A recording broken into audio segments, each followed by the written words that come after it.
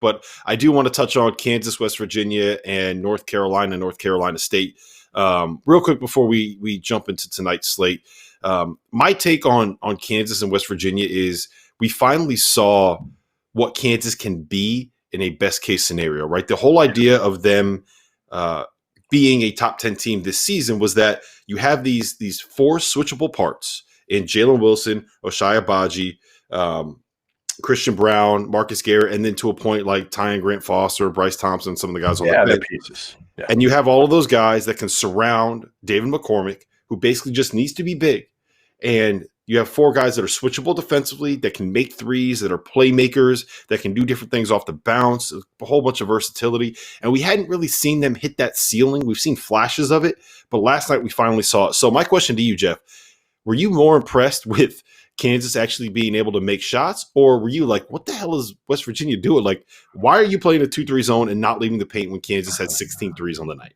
I was more impressed with Kansas. I was. I mean, I kind of think West Virginia is what they are, right? Which is like a top, somewhere in that top 10 to 25 range.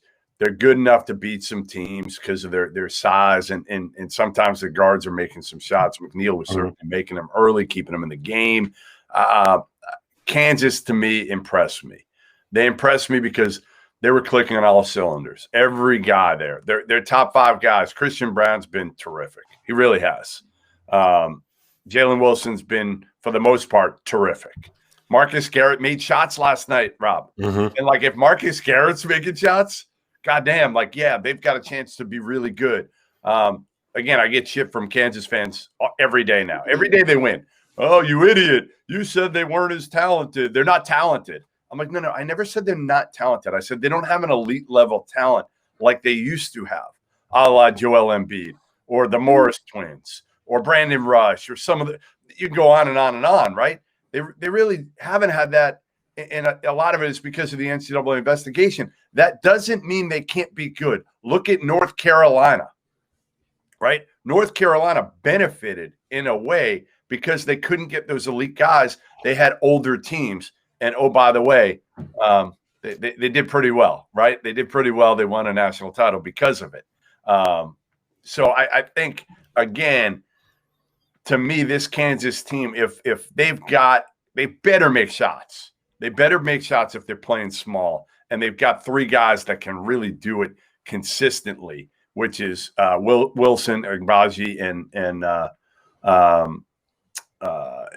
as it's Christian Brown. Those three, if they make shots, they got a chance. And that guy is one hell of a coach. People can say what they want, but Bill Self is one of the best coaches in the country, and it's not even up for debate. Yeah, I mean, I mostly agree with everything that you just said right there. The one thing that I will say, though, is I do think a lot of what happened yesterday had to do with the fact that West Virginia, for some reason, decided that they were going to make Kansas prove that they can make shots. They entered that game shooting 37% from three, and that was like top 60 in the country. I don't understand that strategy from Hugs. I do think that I still stand by what I said before the game, and that the best way for West Virginia to kind of play Kansas is to match up with them, use their mobile bigs to try to take away some of that mismatch on the perimeter. But I mean, Hugs did what he did, and Kansas made the shots that they made. So, all right, North Carolina State. I mean, shout out to NC State, man. That was an impressive performance. I thought that they were going to give it away. You know, it feels like every year what NC State does is they kind of get this big first half lead against the Tar Heels and then give it all away and lose. But, you know, Scott Wood was able to celebrate last night on the One Man Wolfpack podcast. He had I think he had a celebratory Keystone Light on the stream, which is Scott. You played professional ball everywhere. I know that you got a job right now. Like, you can afford something better than the Keystone Light, man. You ain't in college anymore. So, give me the breakdown of Scott Wood's beverage of choice and NC State's win over North Carolina. Listen, I'm all for Keystone Light. You know, like he I don't know how much money he saved over there. You know, he might not be able to afford it. Maybe he blew through his money overseas. You don't know. True. And like, there's a lot of overseas teams that don't pay their guys, so maybe Scott Woods owed a couple paychecks, and that's why he's got to drink Keystone. He might have got screwed by one of those owners over there. No, big win for NC State. They need it. Their fan base needs it. Kevin Keats needed it.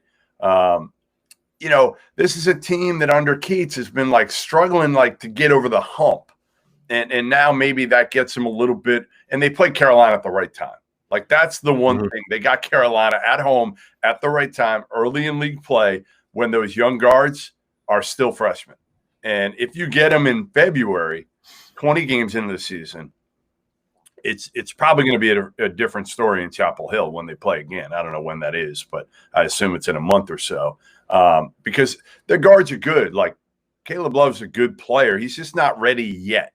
Right. And same thing with RJ Davis. Like that's going to be a really good backcourt. As I told you last night, the glaring omission for me from Carolina, from what will make them a Final Four caliber team, is somebody like a Zaire Williams, like a big wing that can just make plays, that can also defend big wings, but you can give them the ball and they can make, like those two guards just don't have that type of size and length to be able to get theirs whenever they want.